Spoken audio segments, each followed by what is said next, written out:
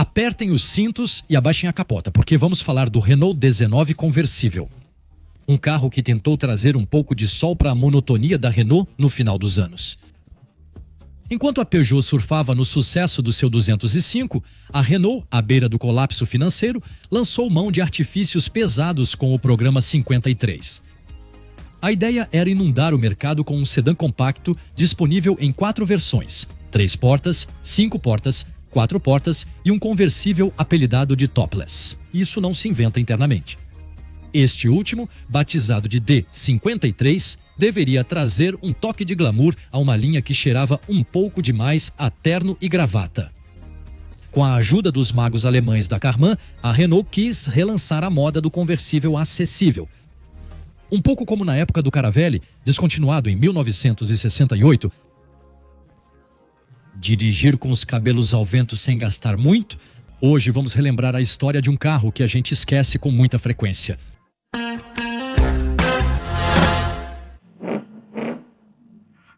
No final dos anos 80, a Renault estava em apuros. O projeto de se estabelecer nos Estados Unidos foi um fracasso. O Super 5 não empolgava muito. O Renault 21 era rejeitado até que um Ion o salvou. O R25 carregava muitos problemas e os Renault 9 e 11 estavam no fim da linha. Até mesmo o Space, que era revolucionário, ainda tinha dificuldades para decolar. Com as finanças no vermelho, a Renault teve que tomar decisões radicais. Adeus América, olá, R19 e qualidade alemã. Esse modelo compacto deveria conquistar um grande público em um segmento chave, o das berlinas compactas, competindo com as melhores europeias, especialmente na Alemanha. A ideia era oferecer um carro confiável, sério, mas também um pouco sexy com esse conversível para dar um toque especial à linha. Porque, sejamos honestos, um sedã comportado é bom, mas um conversível é imediatamente muito mais divertido. É aí que o conversível D53 entra em cena, ao contrário do sedã, que foi pensado para agradar ao maior número possível de pessoas. Exceto, talvez, o 16S, o esportivo do grupo, lançado em 1988. O conversível deveria fazer os corações vibrarem. A Renault sabia que esse mercado era um nicho. E apesar do fracasso da marca na América, a experiência do Alliance conversível nos Estados Unidos da América pelo menos tinha provado que um conversível podia dar um charme a uma linha um pouco sem graça. Enquanto a Talbot Samba e o Peugeot 205 conversível dominavam o segmento dos pequenos conversíveis, a Renault pensou mais alto. Um conversível compacto com 4 lugares de verdade e principalmente sem aqueles arcos de proteção desagradáveis que a gente encontra, por exemplo, no Rover 200 no Golf ou ainda no Escort conversível. Graças ao design de Giugiaro, o R19 Sedan tinha uma base sólida, com uma rigidez natural que permitia dispensar reforços invasivos. Tudo isso resulta em uma linha muito limpa, quase esportiva, principalmente com a cobertura da capota com duplo ressalto, que dá um ar de carro de corrida, especialmente na versão 16S. Para fabricar essa maravilha, a Renault se associou a Karmann, o mestre dos conversíveis que já trabalhava no Golf conversível. O processo era um verdadeiro quebra-cabeça. A Renault enviava as peças do sedã para Osnabrück. A Karmann adicionava os elementos específicos do conversível. Depois tudo voltava para Maubeuge, para a pintura, a mecânica e a montagem final. Uma dança logística, cara, mas que dava ao R19 conversível um pequeno emblema Karmann, sinônimo de qualidade.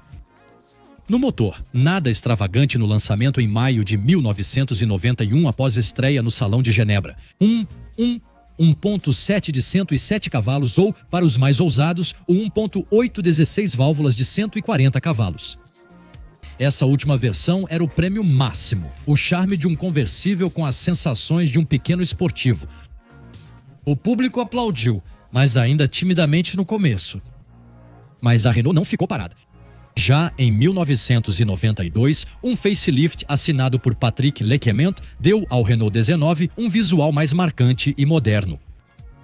Ou você ama ou odeia, mas chama mais atenção principalmente diante da ameaça do belíssimo Peugeot 306 Cabriolet, que já mostrava a ponta do seu capô. Os motores, por sua vez, se adaptam às normas antipoluição. O 1.7L continua com 107 cavalos, o 16 válvulas vai para 137 e um novo 1.8 litros, 8 válvulas de 95 cavalinhos, logo substitui o 17L. Na versão de entrada, os preços não são baixos, 138 mil francos para a versão básica, 162.500 para a CES S. É caro, muito caro, porque isso daria quase 50 mil euros de hoje para a versão topo de linha. Para atrair clientes, a Renault lançou em 1994 uma série limitada, Camargue, por 131 mil francos, com rodas de liga leve, pintura metálica e um rádio-cassete para completar o luxo. Curiosamente, essa série também existe na versão 16 válvulas, pelo mesmo preço da versão padrão. Vai entender. Em 1995, o Megane substitui o Renault 19 Sedan, mas o conversível continua no catálogo até a chegada do seu substituto. Ao mesmo tempo, a versão 16 válvulas desaparece. Ela dá lugar a uma versão RSI com 8 válvulas e 110 cavalos. Mas sejamos francos, o Peugeot 306 Cabriolet, com sua linha assinada pela Pininfarina, ganhou destaque já em 1993 e deixou toda a concorrência com cara de ultrapassada. E principalmente a Renault. Quando o R19 Cabriolet se despede, em 1997, ele totaliza 29.222 unidades vendidas. Não é um fiasco, mas também não é um triunfo. Principalmente em comparação com o 306, mais uma vez, que encontrou melhor seu público. Apesar dos preços muito semelhantes, o preço elevado do R19 e seu design menos atraente frearam seu sucesso. No entanto, hoje, um Renault 19 conversível continua sendo um youngtimer acessível para quem quer dirigir algo diferente, tendo ao mesmo tempo um equipamento relativamente moderno. Especialmente porque alguns raros R19 conversíveis tinham capota elétrica opcional. Uma verdadeira raridade para um carro desse segmento na época, que reforçava seu lado prático e de alto padrão. Além disso, a 16S tinha suspensões esportivas específicas aprimoradas para maior estabilidade, o que a tornava uma alternativa muito credível ao compacto esportivo fechado da época, apesar do seu peso ligeiramente superior. Esses elementos técnicos destacam a ambição da Renault, na época, de fazer desse conversível um carro ao mesmo tempo divertido e refinado. Mas a Peugeot, com seu 306 muito mais sexy, prova que a sobriedade é boa, mas a diversão é, ainda assim, muito mais vendável. E você tem alguma lembrança com o Renault 19 conversível? Me conte aí nos comentários. Não deixe de curtir o vídeo, compartilhar e, claro, se inscrever para não perder os próximos.